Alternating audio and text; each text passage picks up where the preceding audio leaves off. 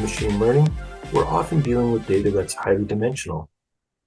High-dimensional data is often hard to analyze or visualize. However, high-dimensional data quite often possesses the property that only a few dimensions contain most information, and most other dimensions are not essential to describe the key properties of the data. When we compress or visualize high-dimensional data, we lose information. To minimize this compression loss, we ideally find the most informative dimensions in the data. As we know, data can be represented as vectors, and in this chapter, we discuss some of the fundamental tools for data compression. Let's assume we're given a line, a single line, a one-dimensional subspace, through the origin with basis vector b in Rn. So we're looking right now at our yellow vector b. The line is a one-dimensional subspace U of Rn spanned by b.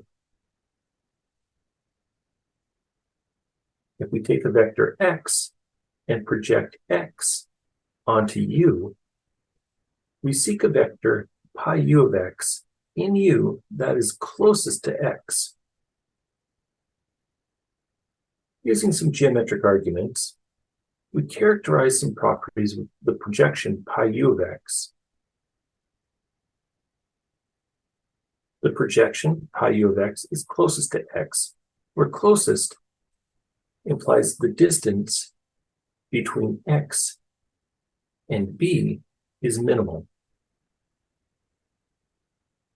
It follows that that line segment pi u of x minus x from pi u of x to x is orthogonal to basis b, and therefore orthogonal to the subspace U. The projection pi u of x onto U must then be an element of U, and therefore a multiple of the basis vector b that spans U. And so pi u of x has to be lambda times b for some real number lambda.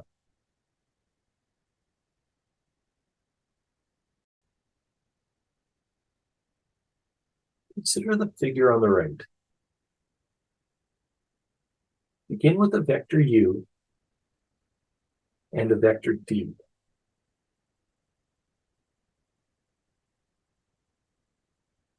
We can write u as u1 plus u2, where u2 is u minus u1. And so by tip to tail, u1 plus u2 has to equal vector u.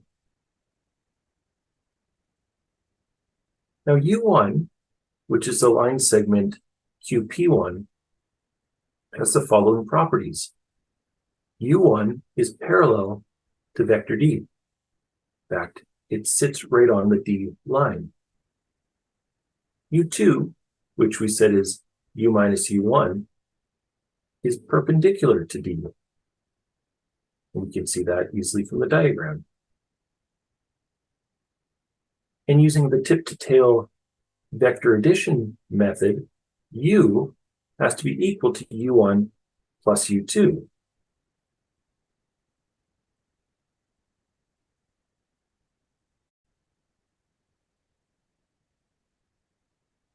So carrying on with the same diagram, we can define the component of u onto d as the length of the vector u1. The projection of u onto d is the actual vector u1. And so the component of u onto d is u dot d divided by the length of d. The projection of u onto d is the component of u onto d, so the length, times d over the length of d, which is essentially a unit vector in the direction of d. Putting these two equations together, we get the projection of u onto d is equal to u dot d over the length of d squared times d.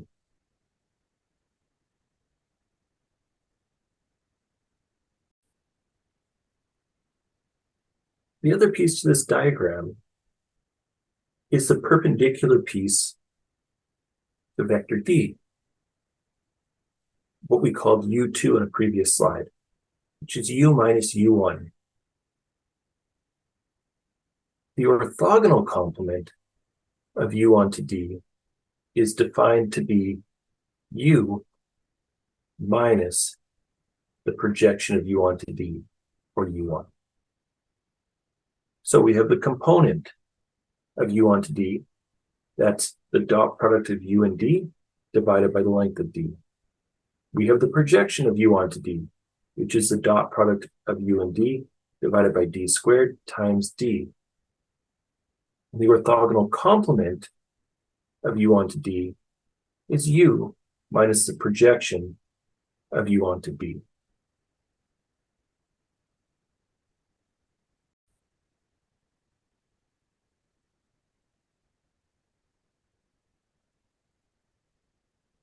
In this example, we want to find the component, the projection, and the orthogonal complement of u, the vector 1, 2, 3, onto d, the vector 3, negative 1, and 2. So the component of u onto d is u dot d divided by the norm of d. So it's the dot product of 1, 2, 3, dot 3 minus 1, 2, over the length of 3, negative 1, 2. So that's 7 over root 14. The projection of u onto d is therefore the component of u onto d times the unit vector in the direction of d. In this case, 7 over root 14 times 1 over root 14 times 3, negative 1, 2. Simplifying, we get 3 halves, negative a half, and 1. The orthogonal projection of u onto d is u minus the projection of u onto d. So that's the vector 1, 2, 3 minus the vector 3 halves, negative a half, and 1. Simplifying, we get a half, 3 halves, and 2. In the next video, we'll use these ideas to construct an orthonormal basis using the Graham-Schmidt